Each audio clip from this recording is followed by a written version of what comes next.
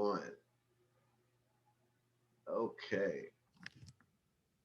What's going on, everybody? This is John Hudson with Focus Driven Enterprises. Today, I have a special guest on the show. This young man is no stranger to me because he's been a mentor to me for the last 43 years of my life, and he doesn't even know it, but he's done so many great, awesome things throughout the Kansas City, Missouri side and the Kansas City, Kansas side. I'm gonna go over a few accolades of what he has done because a lot of people may not know him, but if you from Kansas City at all, that it needs to be a street named after this man. There needs to be a waterfall, fountain, some type of a statue of this great hierarchy individual I'm getting ready to introduce. Former police detective, community activist, city councilman, former community support specialist, former radio show host. Also, now what people do not know, which is one of the reasons why I got him on the show today, he's a brand new author of his new best-selling book called Binding Us Together. A civil rights activist reflects on a lifetime of community and public service. I want to introduce y'all to one of my father figures, one of the people who I call Grandpa, my man, my guy, Mr. the one and only Alvin Brooks. Thank you so much, sir, for being on the show. I thoroughly and deeply appreciate you, my friend. How you doing? Brother John Hudson, thank you so much. I was trying to put my phone on mute, and I don't know whether I was successful in doing it, but thank you so very much for an introduction, and thank you for what you're doing on Focus, Focus and the kind of thing that young people, millennials and others need to focus in on is how do we communicate with each other. So it's a pleasure to be with you this afternoon, and we got a lot to talk about. And you got a lot to talk about, but man, when me and you get to talking, it could go on for hours, and we only got 45 minutes, brother. That's it. Because after that, then I'm paid by the hour, but that's all right. Go right ahead. Oh man, he already getting on me. So first of all, of course, once again, thank you for coming on the show. I wanted to bring you on for a number of things. I think the first thing that I wanted to ask you in regards to what's going on right now, we are living in some, pretty tragic times. As you already know, we just got out of, we're still in it, but we're crawling back out of a pandemic. We are trying to still get over a year of the George Floyd incident that happened in Minnesota. We've had systemic racism that's been going on for over 60 to 65 years and counting, over 400 years of that nature since we've been here through slavery rights. And today we're having you on the show, not only by way of educational mandate, but by experience. In your small time of being here on this earth. 89 years. Not holding. Did y'all hear that, ladies and gentlemen? He said 89 years young. And his mind and his body and health is stronger than ever. I love this man. Well, I don't know about any of that. I don't know about the mind, body, and all that. I'm here. Take advantage of the moment that you have, because you never know what the next moment's going to be. That is true. I had John. I had an uncle named John. And Uncle John always wore a beard and made him look about 10, 15 years older. Yeah. And I was 13 or 14 years old. And I said, Uncle John, you're getting old. He said, boy, the only way to get old is to live. That's it. And he said, but remember this, as you grow old, something will go wrong. Yeah. And the final thing that he said that I thought was just most, at the time I really didn't understand it. But as I grew older, I did, and profound. He said, always remember this, the wellest day of your life, you're sick enough to die. Wow. Man, you over here preaching now. You over here preaching now, Doc. And I know you got that in you because I've seen you do that too.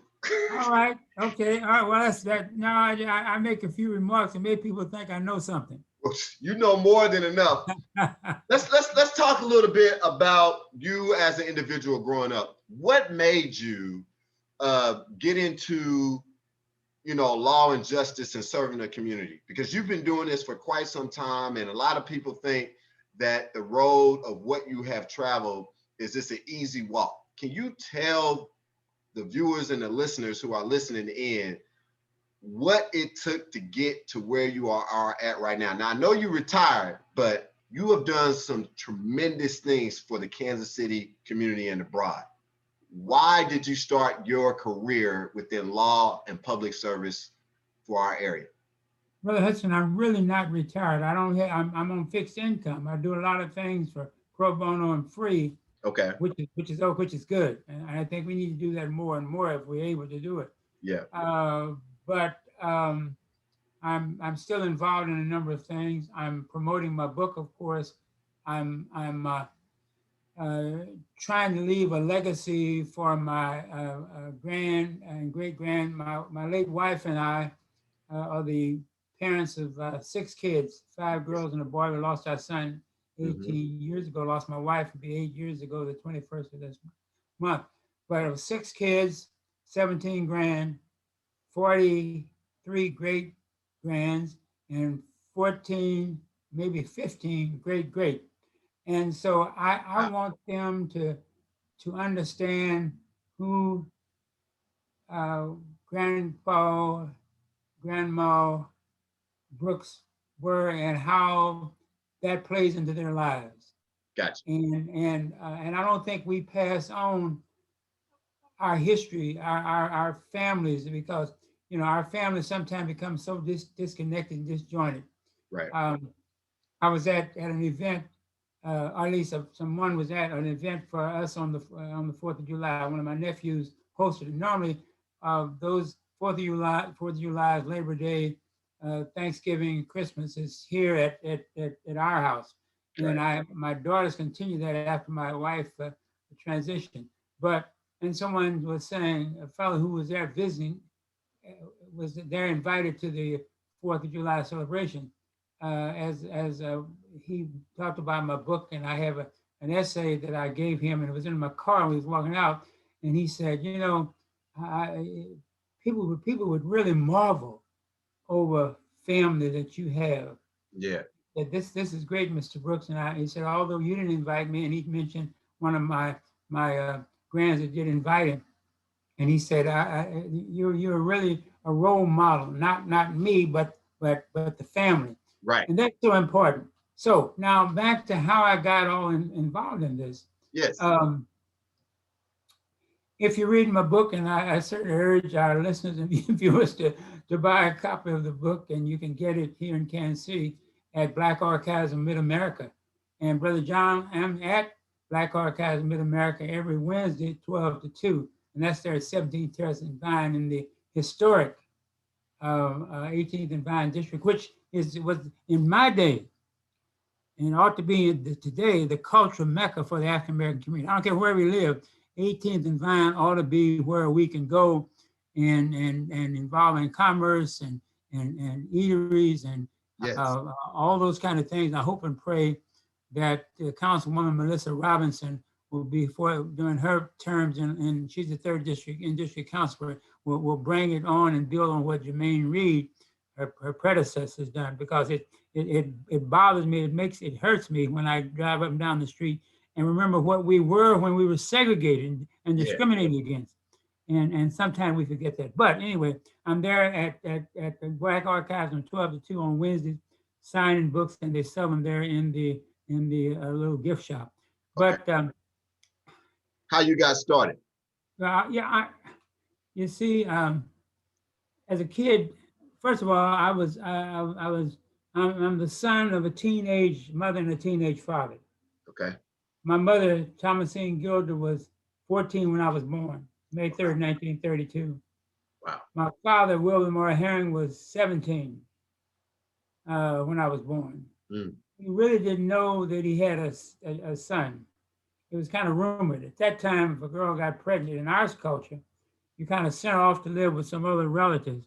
Right. Because what we thought was so embarrassing and everything. So my mother got pregnant in Miami, Florida. She was 13 when she got pregnant, but they sent her to live with her elder sister in North Little Rock, Arkansas. Oh, wow. But there were problems between my mother, who was a teenager, and her brother-in-law, the husband of her sister. And so what happened was that um, um, the Brookses lived across the road. Uh-huh. And my aunt asked the Brookses if my mother could stay there until I was born. Mm. And so then, after I was born, a few months later, my mother wanted to go back to the Gilders, the families of Gilders. Right. I'm a Gilder. Oh, okay. A Herring. My mother was a Gilder, my dad was a Herring, Hering. And so she wanted to go back to Memphis, not Miami, where she was staying with her aunt, but Memphis, where all the other Gilder, her brothers and sisters, were. But the sister that she lived with there in North Little Rock was the oldest of the Gilders, and she was near the youngest. So the Brookses adopted me. Gotcha. And I didn't know that I was adopted until I was 22 years old. Wow. When that same teenage mother, Thomasine Gilder, then Davis, that we married, found me Uh-huh. in Kansas City, Missouri, in August of 1954. And then 9 years later, she promised that when she was living in San Francisco, California. I had a beauty salon there. And she promised me when she went back home, she came to visit in Christmas of 1954. Wow. And I was a police officer at the time, just finished police academy in September of 54. Wow. And she promised me that she'd do everything she could to find my father. And 9 years later, in 1963, she found him. They, writing letters and making phone calls, this kind of thing. So the three of us became real close before the two of them passed on. So I had a run-in with the police as a black boy growing up in Kansas City.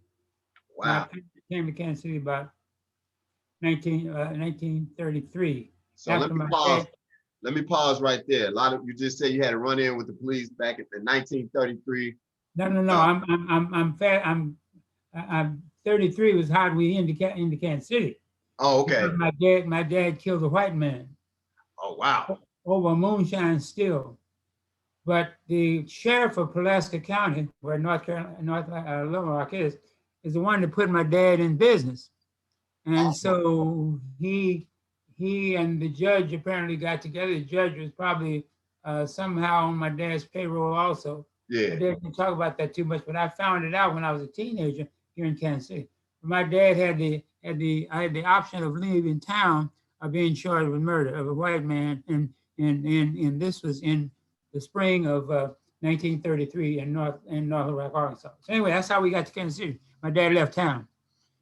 But as I grew up in an all African American, all black environment, elementary school, Dunbar Elementary School, in the Leeds Dunbar area, just east of the Veterans Hospital, and began to have problems with the police when our house burned down when I was about 8 or 9 years old, and down to the ground. We lived in a barn, for about 2 to 3 weeks. My dad found a place to rent, and then eventually found a place that he could buy, and it was in a poor white neighborhood.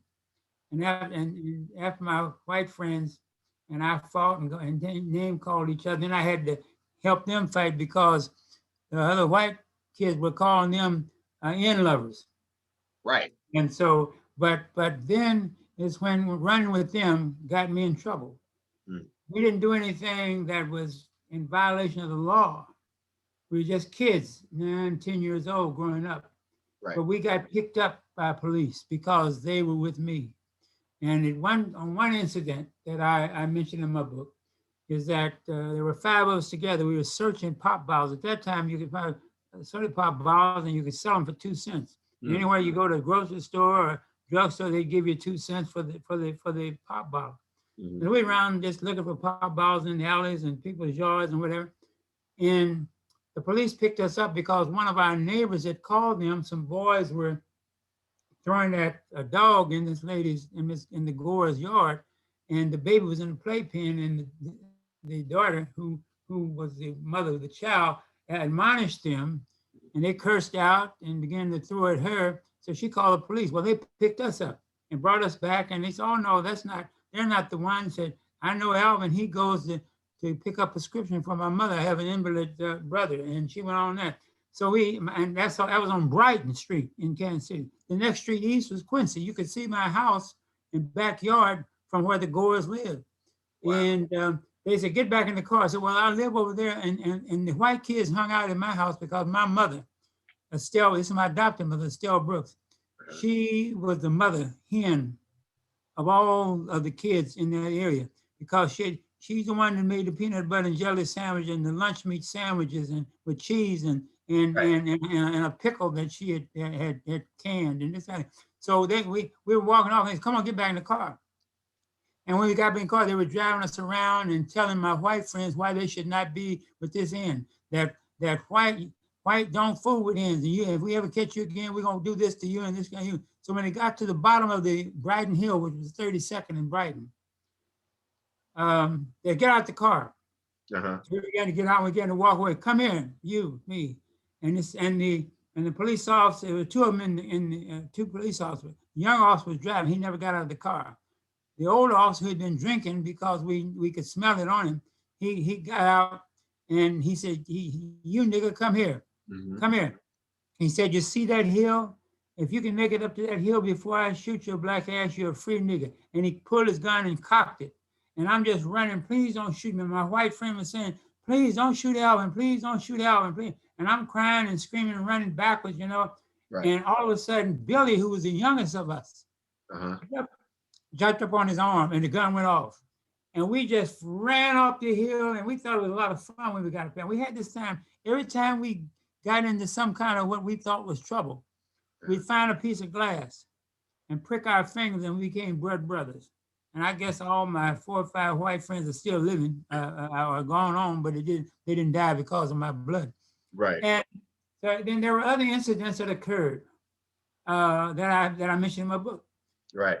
I don't know why in the spring of 1953, I decided, I was married, had 3 kids on the police department. Well, I didn't go, I went in the police academy June 1, graduated the 21st of September, hit the streets, the 20th of September, hit the streets, and the 21st of September. There are only 2 districts that Black officers could ride.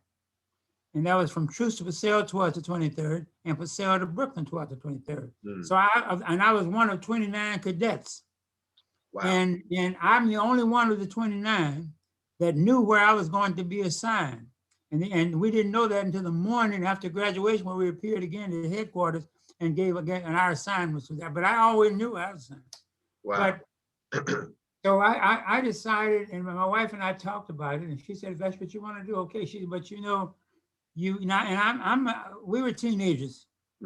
Also, I got my wife pregnant when she was 14 and I was 16, and then our youngster was born, and when we were 17 and 14, and wow. We were married for 63 years. Wow. Our love song was Nat King Cole's "Too Young." Too young, okay?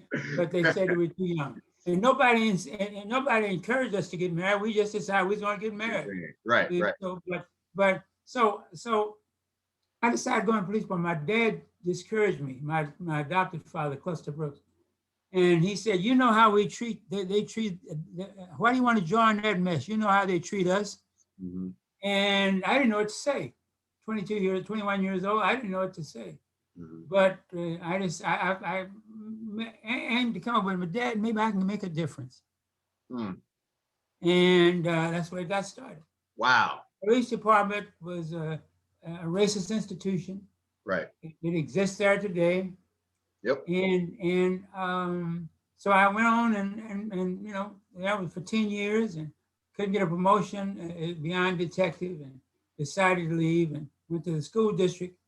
During my younger years, I was able to get 2 degrees from the University of Missouri, Kansas City, one in history and government, the other in sociology, and never looked back. But Wow. built on what happened to me, and I would not allow that racism to make me so bitter that I could not be able to be sensible in my response to it. My mother used to tell me, baby, there'll be times when people will say things or even do things to you that you won't be able to do anything about, but at least be man enough to let them know how you feel and that they're wrong. And so, that's been my life. So just, that's the early part of it, from there to the school district. And then after the riot, which started the 9th of April, 1968, the foot of City Hall, was appointed the first director of human relations, then assistant city manager, ran for city council in 1999, won 2 terms without any opposition, ran for mayor in 2007, lost by 950 votes. What we were doing with the Ad Hoc Group Against Crime started that in 1977. It brought George H.W. Bush to Kansas City along with Bill Bennett, the drug czar. And I was in the George H.W. Bush administration, one of the few Democrats, and I remember telling him at a luncheon, Mr. President, the only reason you appointed me because you ran out of Black Republicans. And so, so that's kind of, John, in my monologue, where I am. Listen, let me tell you something. I can't even imagine, let alone to think about all the things that you have done within your career, from civil rights to discrimination, to your friends growing up as a young Black boy in Kansas City by way of Florida, Arkansas, and Memphis. All these different things, to me, looking at it, I'm only 43 years old, and I'm looking at you like, man, he's done so much. And I'm one of those, I'm not a millennial. I'm a Generation X. They call me the Generation X, but I was born through the crack era, the 1980s and the 70s, when all of that was supposed to be going down, and we were supposed to not be here. And the only 2 Michaels that we liked back in the 80s and 90s was there's only 2 Michaels we liked. That was Michael Jordan and Michael Jackson. You know it. That's it. Then they threw a 3rd one in there, and then he got messed up with the lady, so they kind of kicked him to the side, and that was Mike Tyson. So listening to you and the viewers who are listening in, I'm talking to a man who's a legend in his own right. This is a living legend to me as far as doing so many different things. The Ad Hoc Group Against Crime, I want to talk about that with you a little bit, was an organization you said you started back in 1988? No, 1977. 1977. That's the year, and in just a few months, we had 10 women of the evening, prostitutes, were killed. Right. And it was also at the time that on the East Coast in New Jersey, New York area, there was a man they called Son of Sam that was killing prostitutes, both in New Jersey and New York. Right. And so a serial killer. And so the Black community thought that this was a serial killer also, since they were so close together and the way that they were killed and they would not been solved.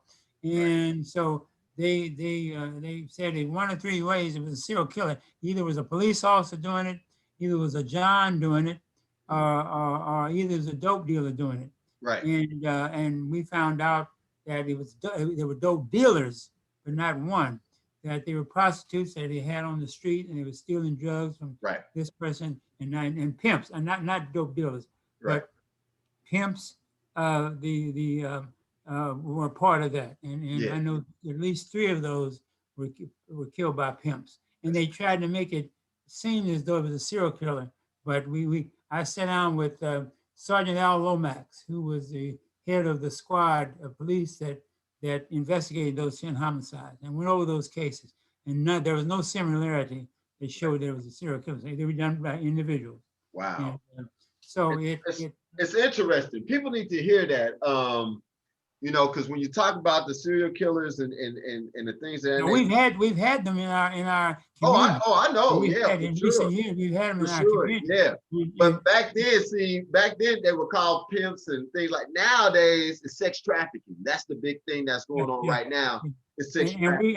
And we have women, girls, and young boys picked up, kidnapped, and put into that trafficking. That's why when I mentioned you before we got here on the virtual, that there's a young lady that's missing, that's 11 years old, and I'm going to go on the air and KPRS and talk about that, because you never know these days, and we're involved in that kind of stuff. We pick up the habits of the other folks. Right. That does not bolster us as a race and people who are proud and ought to be leaving all that kind of stuff alone so that our families can grow. And I mean family. I'm not talking about just disconnected. I mean real family. Real family, bloodline family. And that's the thing. I remember, and I was getting to that segue of finding people. You help solve a lot of crimes. You have helped find a lot of different individuals who have been missing. There have been some people who was missing, God bless their heart, either they've been dead, murdered, or in jail for whatever reason. And, you know, that has happened too. But you were one of those individuals throughout the city who has dedicated your career, your life to helping find these individuals and to stop crimes in that way, so that people can recognize who the person of interest is, and let's get them off the streets and let's stop the violence of what's going on here in Kansas City and beyond. So the new book, if you don't mind, can you show people a cover of your book? Yes, sir. I'd be more than happy to. I need y'all to take a look at this book. You see that young man right there on the cover? Yeah, you see that handsome young man? Binding Us Together. Thank you. This book, I'm gonna need everybody. I haven't gotten a copy. I read a little bit of it at Victorious Life with Bishop Talbot's church, who you know very well. You saw one over there? Yeah, I seen one over there. I left it over there. I hope he hasn't written it and all like that, because he hasn't paid me for it yet. What happened was that it was somebody else's book that I picked up for them, that they paid for down at the Black Archive, but they had not, and they left it for me to sign. Right. So I was by the church and with the bishop and left it there, because I think you'll probably see some copies there for sale in there. So yeah, I'm gonna get him a book, but so then I had to get another book for the person who I was supposed to sign that book. Well, I'm gonna tell you, I'm gonna go ahead and purchase mine this weekend, and I'm not trying to get you to sign it. I know you're a busy cat, but I'll catch up with you. If you're free on Wednesdays, 12 to 2, I'm there at the archive. All right, well, there you go. I'm gonna make myself available and get that wrote. And Bishop Talbot has been on the show too with Focus Driven with John Hudson. So I got great connection with him. I can always, if I don't get in contact with you, I call the bishop and we can see if we can get Mr. Brooks some way, somehow. Yeah, Bishop, we know how to reach each other. We know how to reach each other. I know I can get in contact from here with you. We talked either Friday or Saturday of last week. And of course I talked to the First Lady frequently also. Yes.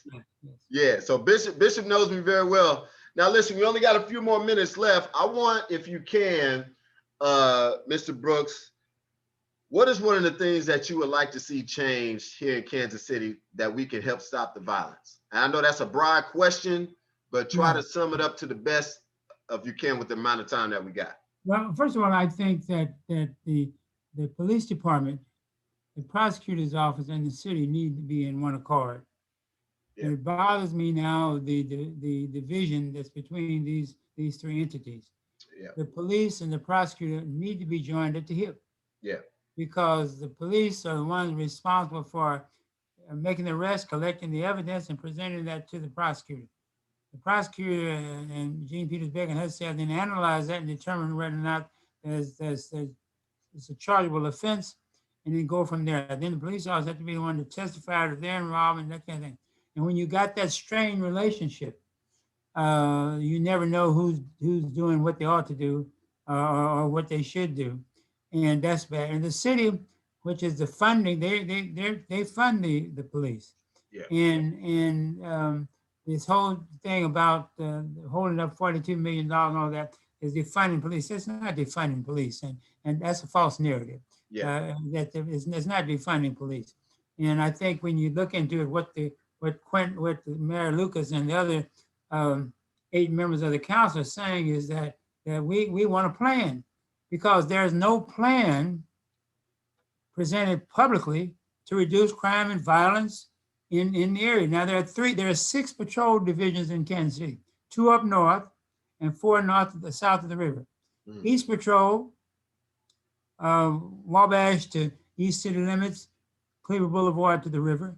Central Patrol, Wabash to state line, the river to around the plaza. And Metro Patrol from Cleaver Boulevard to Bannister, state line to East City limits. Now, those are the 3 most violent districts in the city. Good policing means that you put together a tactical program to reduce that. I mean, and resources. Yeah, and resources. But no plan has been presented. Now, if it is, it certainly isn't working. We can do that. So I think that's the thing that bothers me most, that these 3 entities are now at loggerheads that are fighting to some degree each other, and that should not happen.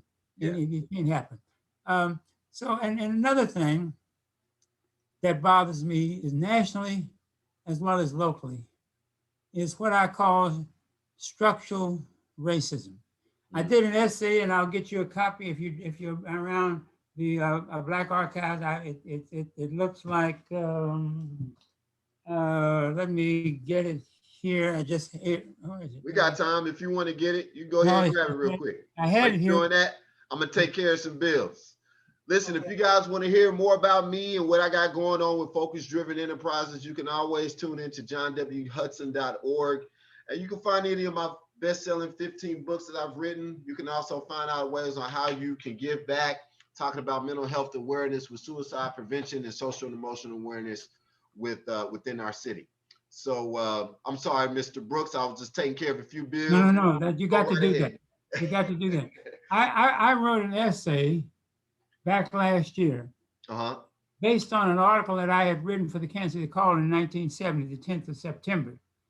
And in doing my research from a book, I ran across this article. Well, it was between 2 thin pieces of cellophane, and it was all clipped up and everything, but I managed to kind of make it out, and then I remembered it. I decided I'd do an update, because one thing I said is then the managing editor of the Kansas City Call, Miss Lucille Bluford, who's now the late Miss Lucille Bluford, I used to go by and talk to her on a Monday or Tuesdays, and she said, Brooksy, she called me, something is troubling you. And I said, Miss Bluford, this month will be the first time that we got off of Black History Week or Negro History Week, started by Carter G. Woodson in 1926. Now it's African American History Month. But will it make any difference in our lives? Will we see ourselves differently? When white folks see our role any differently? And I said, because if not, 50 to 100 years, we'll still be talking about the same thing. So last year was 50 years, and the same thing is going on. And so I wrote in my essay, and Brother John, I really want you to get a copy of it, and maybe we can come back and at least talk. You can talk about it here with you with me. Yeah, we can do that. But let me it's see what it says: an analysis of America's structural racist system. Wow. Viewed and experienced by an 88-year-old Black man some 50 years later, 1970 to 2020. That was me. And what I'm saying is that this system of ours was never intended to fully give Native Americans and Black folks, descendants of slaves, full rights. Never intended to. And it's like I'm going into a lot more, but I want to be enough to where you or any of your viewers like to have a copy. I have to give you, they can make copies. Because, and plus, we've got to admit somewhere, Brother John Hudson, we've got to admit somewhere, sometime, and at the right places, that America's original sin, America's original sin was what they did to the First Nation people, Native Americans, Indians, and what they did to other human beings as slaves, made slaves out of them. And unless we admit that and go from there, we'll be passing laws and having marches and slogans, and all that's good. I'm for the John Lewis law and the George Floyd. I'm for that. I think the marching, Black Lives Matter, all those are important. Right.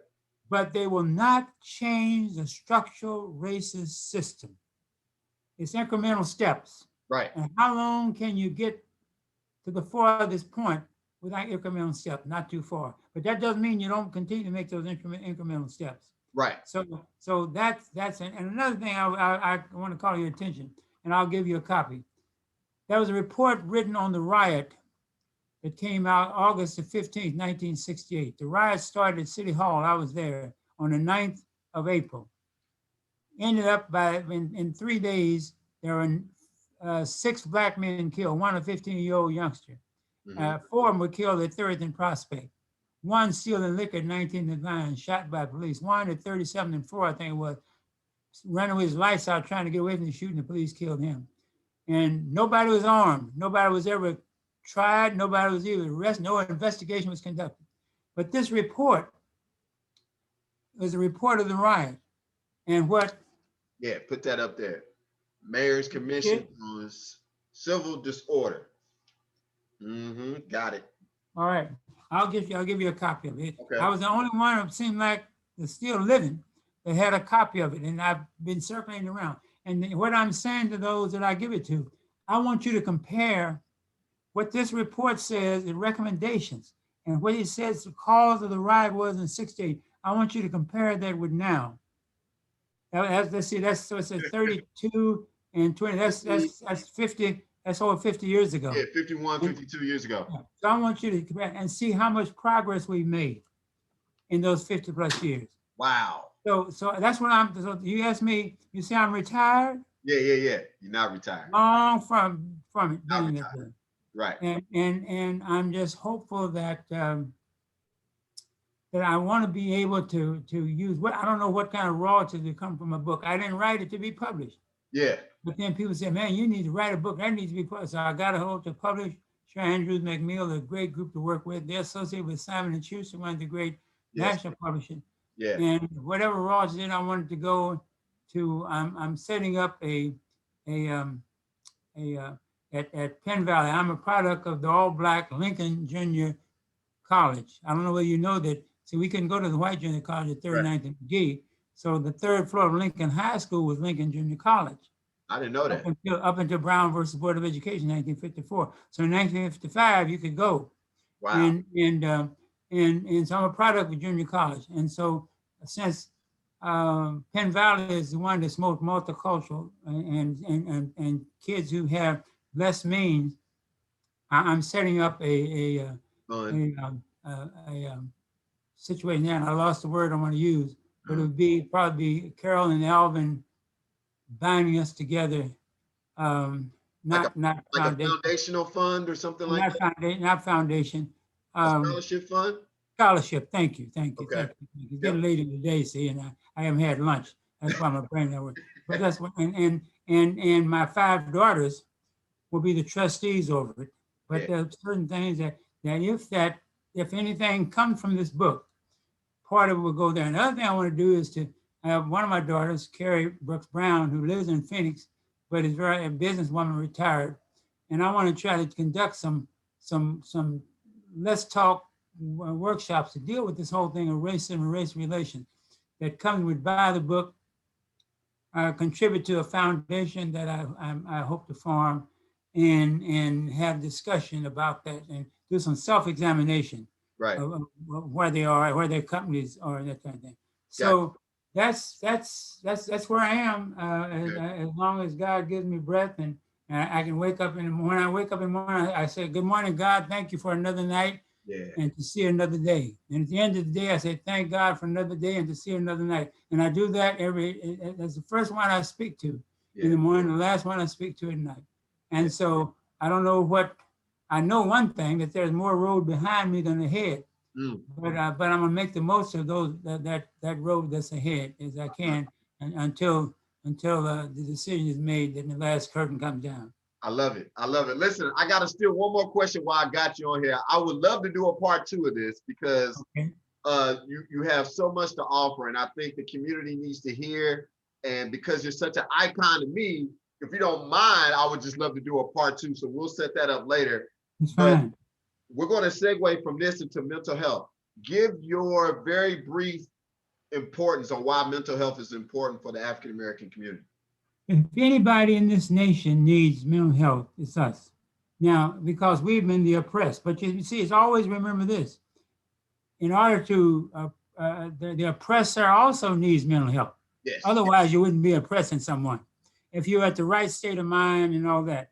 But I think a lot of what happens to us with drugs and alcohol and on the streets and disowning our family, all that are tied to mental health. And so I think we're putting some of the money in the wrong place. And it's interesting that that states all over this country, the first 2 things that they cut are mental health and education. That's it. And the things that they ought to be put, those things ought to be putting money, but they put money in building prisons.